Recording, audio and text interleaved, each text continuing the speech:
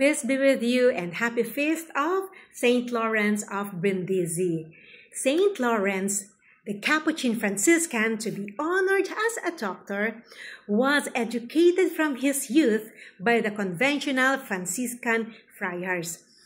Ang totoong pangalan niya po ay Julius Caesar Rosso at nanggaling po siya sa isang religious family.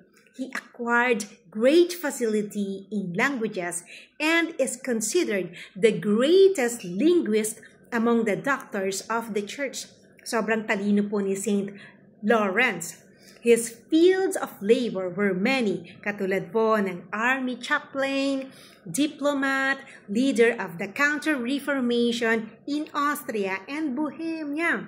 Naging teacher po yan ng sacred scripture. Bakit kamo? Kasi halos ma-memorize niya na yung Bible. Ganon katindi yan si St. Lawrence.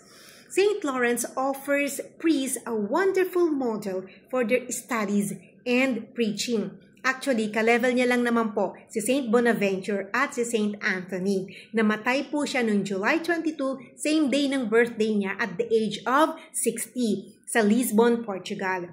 St. Lawrence, please pray for us and pray for the world peace. May God bless you and your beautiful family. See you all soon.